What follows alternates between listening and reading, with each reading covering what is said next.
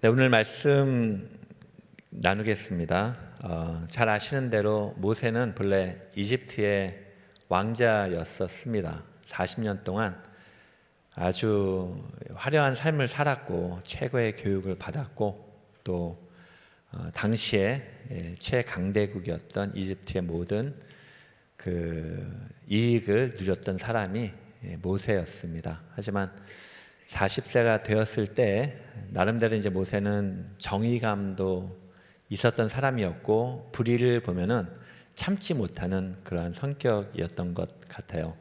이스라엘 사람이 이집트 사람들에게 심한 억압을 받는 것을 보고 돕다가 이집트 사람을 죽이게 돼서 광야로 도망가는 신세가 되었습니다. 물론 그 배후에는 하나님이 역사를 하신 거죠. 하나님이 모세를 이미 정하셨기에 모세를 광야로 내모신 것이죠. 그래서 광야라는 것은 하나님이 우리를 사랑하신다는 중요한 사실 증거고요. 하나님이 쓰시는 사람은 반드시 예외 없이 광야를 거치게 되어 있습니다. 왜냐하면 하나님이 우리를 광야로 이끄시기 때문입니다. 하지만 광야는 결코 혼자 있는 공간은 아닙니다. 물론 하나님이 그 자리에 함께 하시고요. 또 하나님을 보지 못하는 우리는 하나님이 하나님의 일을 대신하는 하나님의 손들을 보내시죠. 모세에게는 이드로가 그와 같은 사람이었던 것 같습니다. 사실 이드로가 모세를 품기에는 모세는 굉장히 위험한 사람이었습니다. 왜냐하면 당시에 그 무시무시한 최강대국 애굽의 왕이 쫓는 사람이었잖아요. 현상 수배범이라고요. 그래서 모세를 품는다는 것은 굉장한 위험 부담을 감수해야 되는 일이었음에도 불구하고 이드로는 모세를 품는 사람이었습니다.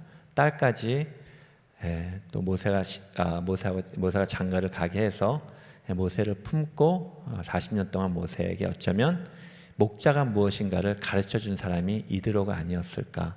하나님은 그렇게 모세를 만들어 가십니다. 오늘 본문의 말씀은 그 모세가 드디어 하나님을 만나는 장면을 본문이 저희에게 말씀해 주고 있습니다. 1절에 보니까 모세가 그의 장인 미디안 제사장 이드로의 양떼를 치더니 그떼를 광야 서쪽으로 인도하여 하나님의 산 호렙에 이르매. 보니까 모세가 광야 서쪽으로 갔다는 표현을 합니다. 히브리 말로 서쪽은 어떤 뉘앙스가 있냐면 일단 뒤쪽이라는 뒤쪽이라는 뜻이기도 해요. 동쪽은 앞쪽, 서쪽은 뒤쪽이에요. 뒤쪽이라는 의미도 있고 또 그 뉘앙스가 풍기는 것은 미지, 보이지 않는 곳.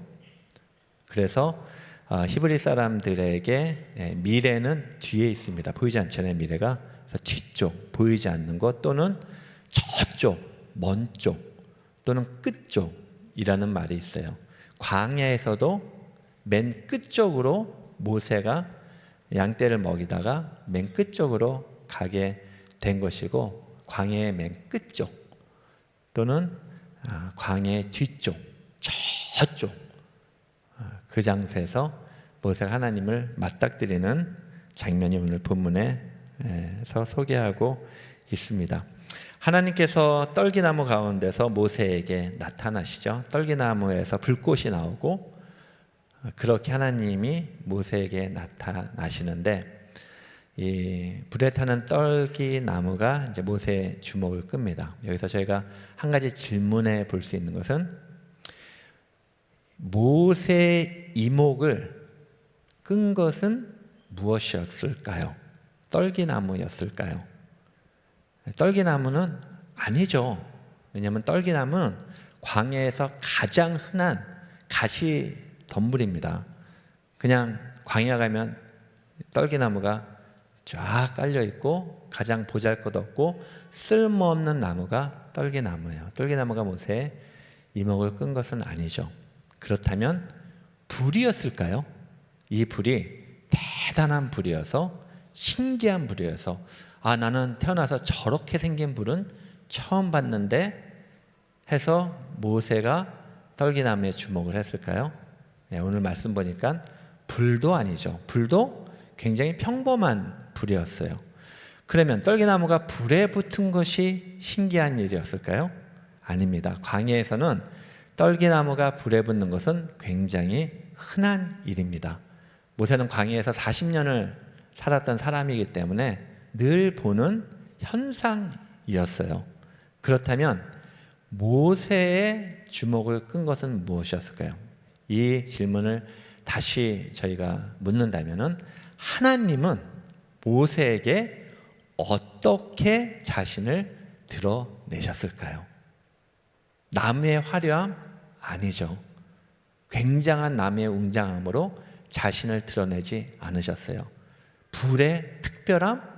놀랍게도 이것도 아니죠. 그 불이 너무나도 평범한 불이어서 모세의 이목을 끌지 못했어요. 그렇다면 하나님은 어떤 모습으로 자신을 드러내셨을까요?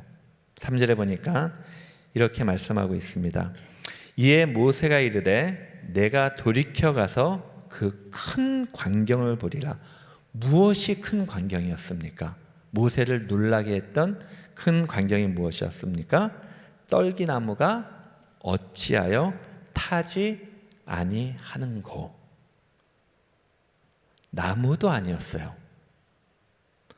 불이 특별한 것도 아니었어요. 나무에 불이 붙은 것도 아니었어요. 무엇이 모세를 놀라게 했냐면 그 나무가 소멸되지 않는 거예요. 모세의 이목을 집중시킨 것은 소멸되지 아니함, 타지 아니함이었어요. 우연히 나무에 눈길이 갔겠죠? 보니까 불이 붙어 있는 거예요. 보통 떨기나무는 불이 붙으면은 한 1분이면 전소돼 버리잖아요. 빠르게 타버리잖아요. 뭐 1분 보고 이렇게 보고 있는데 계속 타고 있는 거예요. 쟤 봐라, 왜 저 나무는 좀 튼튼한가 보네. 쭉 보고 있는데 5분 지나도 계속 타고 있는 거예요. 이상하다. 얼마나 오래 쳐다봤는지 모르겠지만 30분 지났는데 나무가 계속 타고 있는 거예요. 분명히 불이 붙었는데 저 나무는 타버려야 되는데, 전소되고 소멸돼야 되는데 계속 불이 붙어 있는 거 보고 그때부터 모세가 이상히 여기기 시작했고 모세에게 큰 광경이 된 것이죠. 이것이 하나님이 자신을 모세에게 드러내는 방법이었는데, 그 갑바도키아의 3대 교부 4세기 사람인데 그 니사의 그레고리라는 사람이 있어요. 이 사람은 삼일체를 정립한 아주 중요한, 이 교회사에서 중요한 분인데, 이분이 이 본문을 가지고 무엇이라고 얘기하냐면은 이 본문은 성육신을 구약에서 너무 잘 보여주는 본문이다라는 말을 했어요. 너무 하나님다운 모습이에요. 화려함으로 나타나지 아니하시고 떨기나무 가운데서 나타나세요. 왜 떨기나무를 선택을 하셨을까요? 어쩌면 떨기나무는 당시 모세를 가장 잘 설명해 주는 나무였을 거예요. 모세가 느꼈을 그 괴리감, 젊었을 때 이집트의 왕자로서 어떻게 보면 바로의 위치까지 올라갈 수 있었던 자신이 이집트 사람이 가장 천대하는 목자가 되어서 광야에서 그것도 40년 동안 살던 그 모세가 느꼈을 괴리감은 상상을 초월하겠죠. 정말 쓸모없는 존재, 얼마나 자기가 아무것도 아닌 존재가 되었나. 모세가 그것 때문에 많이 힘들어했을 것이고, 떨기나무는 모세를 잘 보여주는 모습이었을 거야. 떨기나무에 불이 붙었을 때, 그래, 나도 저렇지, 나도 저렇게 쓸모없는 존재지, 아무것도 아니지, 저 나무 싹 타버리겠구나. 나도, 내 인생도, 내 삶도 그렇게 소멸되겠지 라는 것이 모세의 마음이었을 거예요. 그런데 하나님은 어떻게 나타나셨냐면, 그래, 너의 그 모습, 떨기나무로 모습으로 나타나서 조금 고난이 있어도, 어려움이 있어도 확 타버릴 것 같은 너의 인생에 불을 보여주시면서 봐, 넌 절대로 소멸되지 않아 라는 메시지를 하나님은 모세에게 주시는 걸지도 몰라요. 너는 결코 타지 않아. 탈 것 같은데, 죽을 것 같은데 절대로 안 죽어 라는 메시지를 전달하시는 것일지도 모르죠. 우리 안에 성령이 계시잖아요. 우리가 예수님을 영접하면 성령이 우리 안에 임하시잖아요. 성령이 내 안에 계신 건 여러분 어떻게 알 수 있을까요? 물론 우리가 믿음으로 알아요. 성령이 계시는 것을, 예수님을 영접했기 때문에. 그래도 어떻게 그 성령의 역사를 우리가 알 수 있을까요? 뭐 여러 가지 우리가 모습을 보고 알 수가 있지만 가장 제 개인적으로 중요한 모습은 소멸되지 아니함이에요. 내 안에 있는 불이 꺼지지 않는 거예요. 힘들어 죽겠는데 나는 여전히 하나님을 찾고 있는 거예요. 나는 여전히 내 형제를 자매를 섬기고 있는 거예요. 제가 저번 주에 어떤 분하고 성도님하고 성경 공부를 하는데, 그 성도님은 불신자세요. 60 다 되셨고 한국에서 대기업 임원까지 지내시고 오신 분이라 자아가 강하신 분이죠. 똑똑하시고 많이 하시고 기독교에 대해서 좋은 감정도 안 가지고 계시고, 이분이 마음을 열고 교회를 나오시고 저것도 성경 공부를 하시는데, 이분이 그런 말씀을 저하고 나누더라고요. 자기가 교회에 나오게 된 이유. 제가 아는 그 목사님이 있대요. 제 친구 목사님이에요. 목사님이 있는데 그 목사님이 자기를 섬겨주는데, 자기도 본인도 사람을 섬기거나 베풀거나 또는 이렇게 자기를 내어주는 일을 굉장히 소중히 여기시는 분이에요. 근데 이분이 자기를 섬겨주는데 이 섬겨줌이 변함이 없는 거예요. 그게 오랜 세월이었는데 몇 년인데 꾸준히 섬겨주는 걸 보고 너무 이상하다는 거예요. 자기가 아니까. 남을 섬긴다는 게 얼마나 힘든 건지 자기가 알거든요. 해보니까. 근데 어떻게 저 사람은 저렇게 변함없이 끊임없이 섬겨주지? 그래서 이분 표현으로는 이상했다는 거예요. 그러면서 뭔가 있나 보다 하고 교회에 이제 나오기 시작을 하셨다는 말씀을 제가 들었어요. 우리 안에 있는 이 꺼지지 않는 불 있잖아요. 저는 하나님이 주시는 가장 큰 은혜 중에 하나는 꺼지지 않는 불 같아요. 내가 예수님 믿었을 때, 고등학교 때 불을 받았는데 아직도 타고 있어. 내가 20대 예수님을 만났는데 아직도 나는 주님을 섬기고 싶어. 그 불이 기적이에요. 정상적으로는 꺼지고 소멸돼야 돼요. 꺼지지 않는 거예요. 여기서 하나님은 모세를 만나시면서 꺼지지 않는 떨기나무의 모습으로 나타나시는 거죠. 하나님이 모세를 만나시는 장면이죠. 그래서 모세가 너무 신기하잖아요. 저 떨기나무가 왜 타고 있지? 꺼져야 되는데, 소멸돼야 되는데, 끝나야 되는데, 죽어야 되는데 왜 아직도 안 죽었지? 하고 떨기나무로 가까이 갔을 때 하나님이 모세를 부르시는데 첫 마디가 모세야, 모세야. 2번 부르세요. 성경에서 하나님이 사람의 이름을 2번 부르신 경우는 구약에서는 딱 4번 나옵니다. 아브라함이 이삭을 막 바치려는 그 순간에 아브라함아, 아브라함아. 첫 번째고요. 두 번째는 야곱이 요셉이 살아있다는 소식을 듣고 애굽으로 내려가기 전에 내려가다가 브엘세바라는 곳에서 멈칫해요. 멈춰요. 거기서 하나님께 제사를 드려요. 거기서 하나님께 물었던 것 같아요. 내가 내려가는 게 맞습니까? 그때 꿈 가운데 하나님이 나타나셔서 야곱아, 야곱아 2번 부르세요. 3번째가 모세를 만나셨을 때고 4번째는 사무엘을 만나실 텐데 딱 4번 나와요. 4번 모두 그 배경을 보면은 하나님의 깊은 애정이 담겨 있어요. 모세는 하나님을 아마 처음 만나는 사건이었을 거예요. 하나님은 모세를 처음 만나는 게 아니시죠. 처음부터 모세를 알고 계셨죠. 태어나기 전부터 모세를 알고 계셨죠. 모세는 하나님이 존재하지 않는다고 믿었겠지만 하나님은 모세와 함께하지 않으신 적이 단 한순간도 없으셨죠. 그래서 모세가 자기의 정체성, 내가 누굽니까?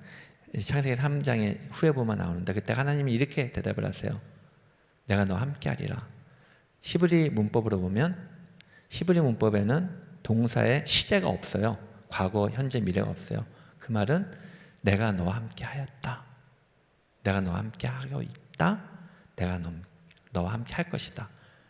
너의 정체는 내가 누굽니까? 너는 내가 함께하였었다이다. 너는 내가 함께함이다이다. 너는 내가 늘 함께할 것이다 이다. 단 한순간도 하나님은 모세와 같이 있지 않으셨던 적이 없으셨던 거예요. 모세야 모세야. 하나님이 자신을 처음으로 드러내시는 거지만 그 안에는 하나님의 이 음성이 있는 거죠. 네가 외로웠을 때 알지.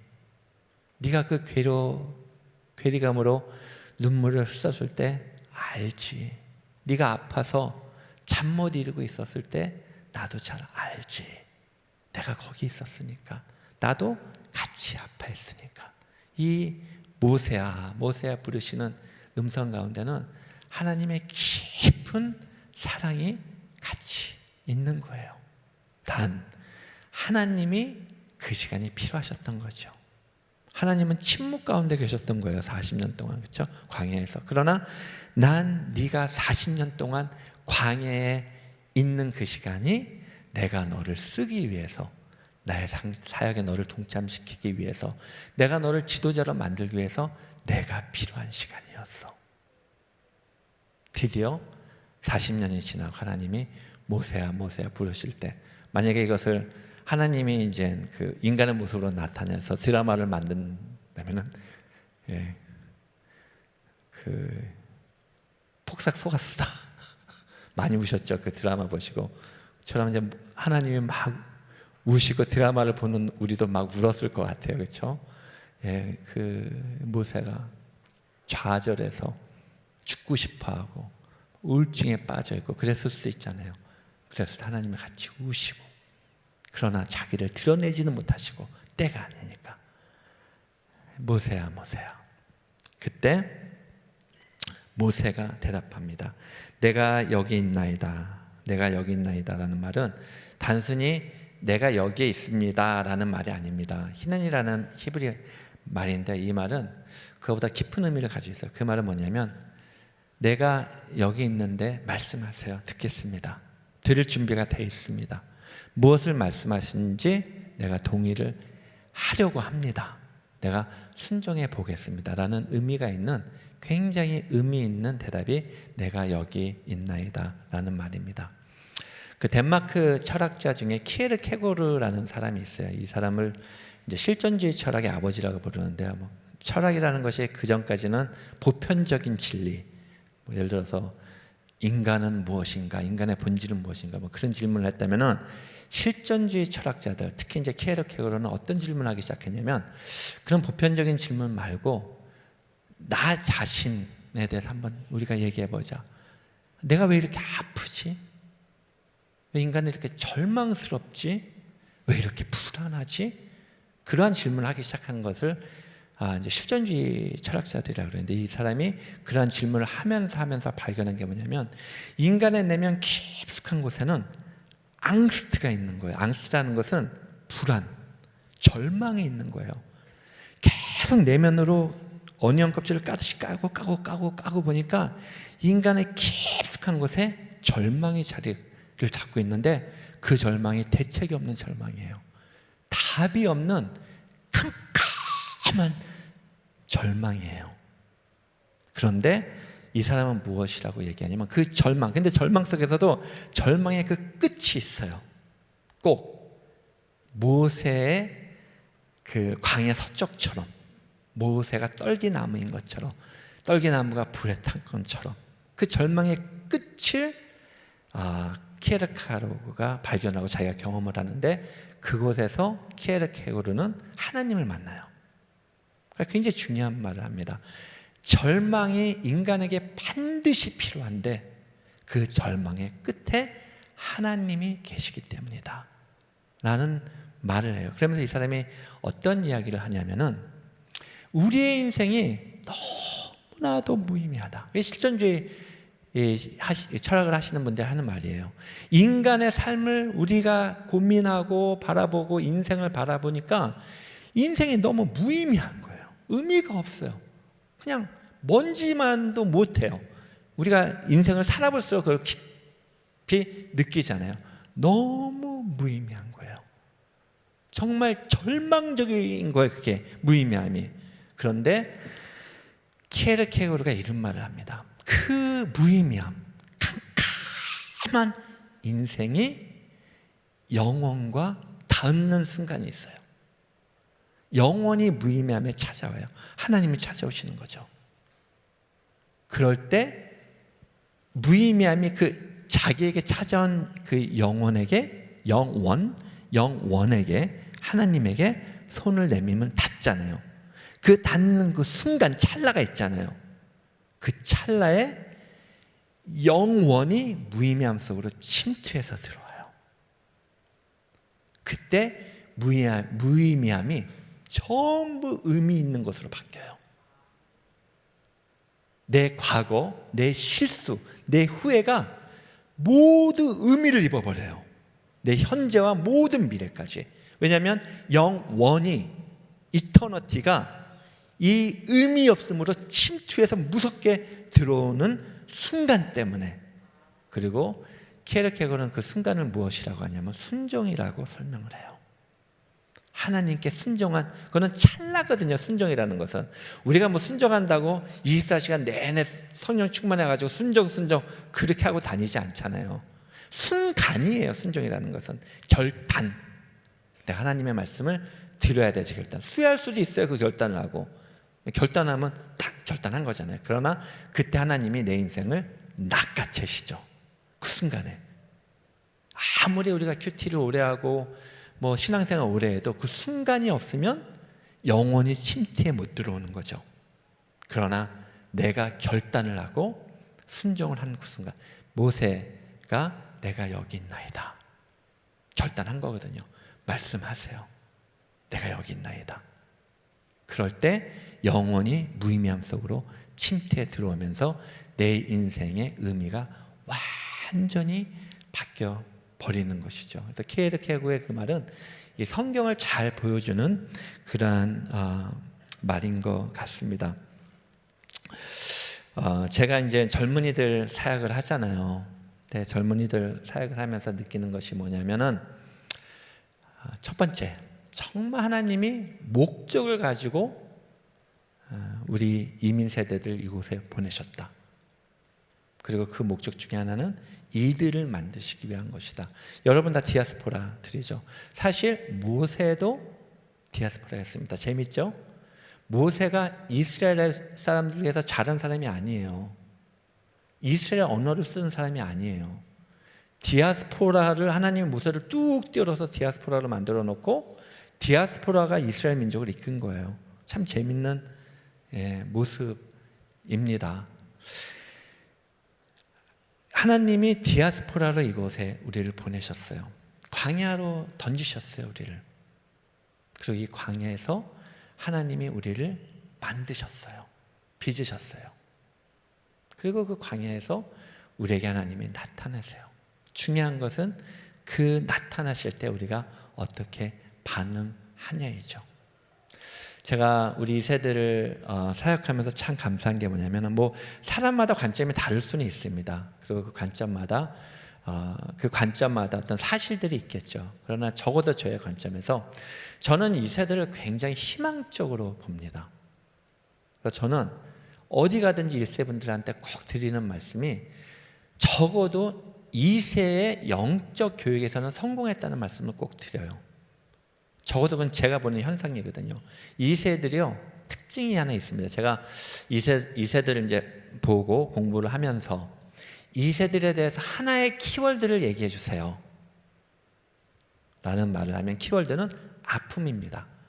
아마 이게 1세들한테는 의아한 단어일지 몰라요. 왜냐하면 1세분들은 2세들이 안 아프게 하기 위해서 얼마나 노력을 많이 하셨어요. 돈 걱정 안 하게 하기 위해서, 먹는 거 걱정하지 않기 위해서.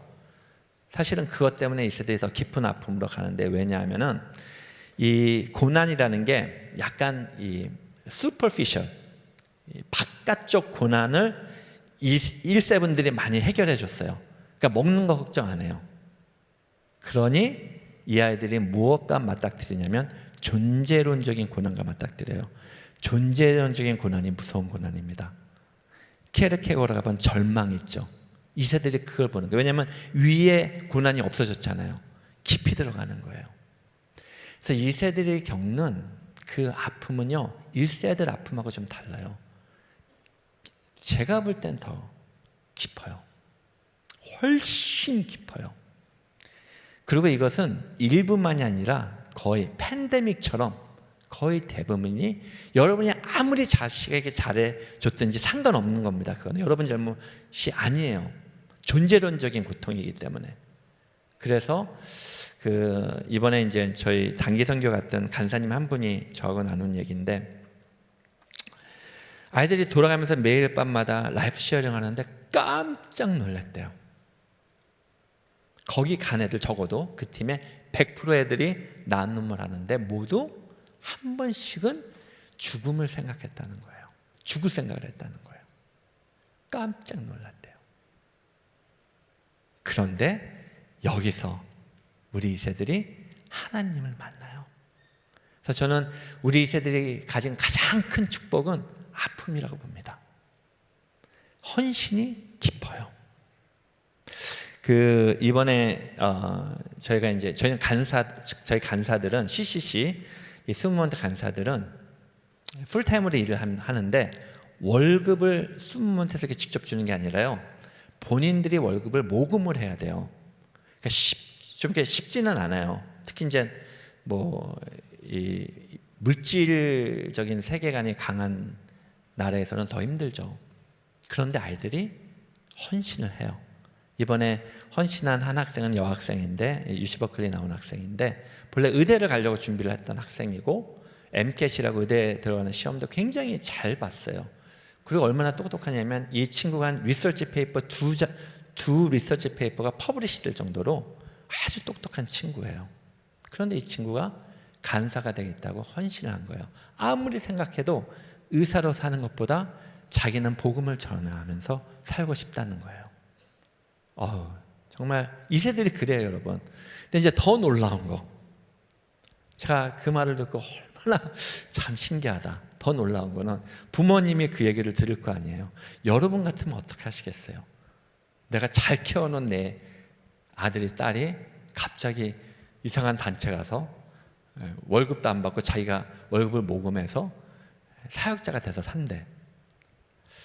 근데 모르겠어요, 여러분이 어떻게 대답하시는데 그 부모님이 그 말을 듣고, 목회자들도 아니에요, 찬성을 하시더래요. 전 정말 깜짝 놀랐어요. 그리고 다른 학생이 있어요. 다른 학생이 또 간사로 헌신을 했는데, 이제 엄마한테 얘기를 하는데 엄마가 당연히 얘가 좋은 공부했고 컴퓨터 사이언스 공부했고 이제 얘가 좋은 직장 다니면서 하나님 섬기기를 바라셨던 엄마예요. 근데 얘가 갑자기 간사를 한다니까 당황스럽잖아요. 야, 너 일하면 안 되니? 근데 하나님이 나를 일로 부르셔. 어머님의 대답. 야, 하나님이 부르시면 해야지 어떡하니? 그리고 이제 이 친구가 그 원서를 이제 쓰는, 어느 날 저녁 원서를 썼어요. 그래서 엄마한테 한 번 더 확인하면서, 엄마, 나 원서 써. 그러니까 어플리케이션 넣어. 간사훈련 신청을 해. 엄마가 하나님이 부르시면 해야지 하시면서 밖에 나가서 한참을 우시더래요. 저는 이것을 키난이라고 봅니다. 전 너무 이 이야기가 그냥 너무 미래가 밝아요. 왜냐하면 그 순간이 만들어진 거잖아요. 하나님, 영원히 하신 하나님이 다가오셨을 때 잡아버린 거예요. 자기의 온 존재는 아니라고 얘기해요. 특히 부모님 입장에서는 절대로 아니죠. 이 아이가 의대갈 아이인데, 미래가 보장된 아이인데 그 이름 없고 빛도 없는 길을 가 온 존재가 막았겠죠.